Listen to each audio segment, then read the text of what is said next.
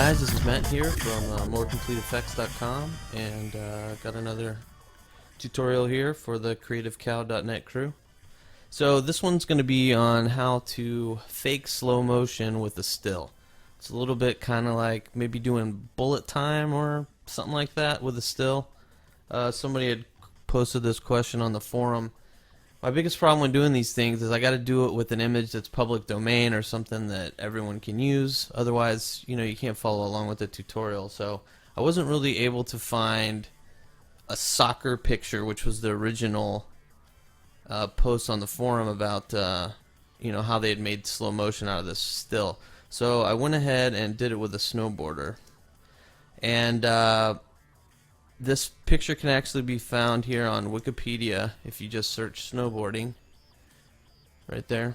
Then you scroll down the page and there's a still, and it's pretty good resolution, so it's going to be plenty fine for this tutorial. So I'm going to start in Photoshop, where I've split everything up into layers and just talk a little bit about how I'm going to do it without you having to watch the tedious cutting out of each and every body piece. Split them up into arm, legs, torso, and trees, which is the background. So the first thing I did, you can see, is I just simply cut the snowboarder off of the background.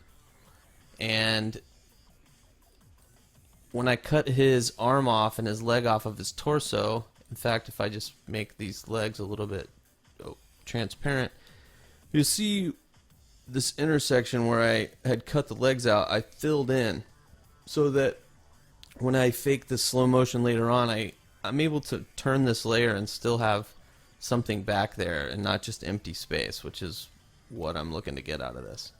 So the legs and the arms each on their own layer, and painted the sort of in-between filler ground that I'm going to need to be able to move this arm and still have picture back there instead of a big hole. That's the gist of that. Everyone knows how to, I would hope, knows how to, cut off the background, which was step one, and then that left me with a background to paint in, which, as you can see, I did here. My last tutorial, I didn't really go over this part too well, so I'm just going to do this briefly so you sort of see how I did it.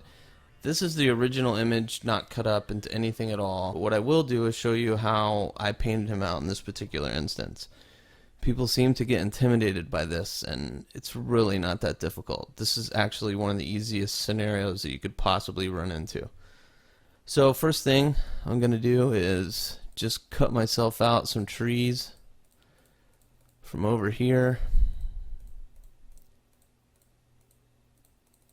I'm going to actually add a little more to that.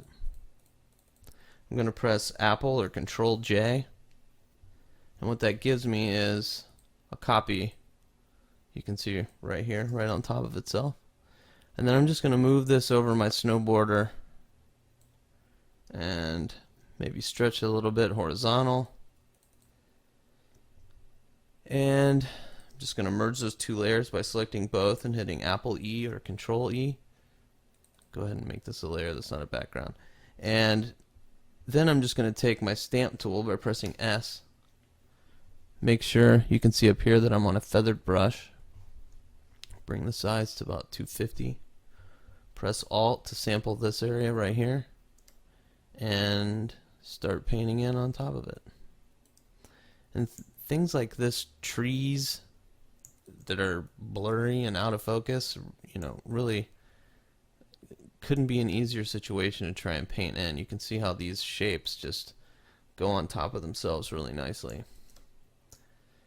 So just try and find some similar areas that sort of fit. And the key thing to remember when you're painting things out in a still photo that you're going to be using like this is it doesn't have to look exactly how it looked originally. It has to look like something wasn't painted out. I mean, your goal is not to duplicate the original photo perfectly. Your goal is to make it seem like this guy was never there in the first place. But I think people get a little bit too bogged down in trying to make it look like how it originally looked.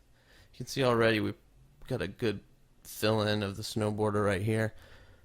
Where it can get tricky here is up by the sky, but what I always do in this sort of situation, actually let me get this last little seam out right there, is I just paint the sky over again by S for stamp tool, Alt to select my sample, and just fill this in so I don't have any of those solid lines that I had a moment ago. Paint the snowboarder out here. Oops. Select maybe a little bit right there. My snowboarder's painted out good enough for government work, as they say. And so now all I got to do is paint trees back on top of this. So the easiest way to do that is to just find myself a tree top from over here, press Alt, select it, stamp it in. You'll find that, you know, it only takes a little bit of combining one part with another part to get a pretty convincing area that's not a repeating pattern. And that's the biggest thing, is you don't want to make it look like it's repeating. But see, you don't want, see how right here this tree is sort of fading off into the sky?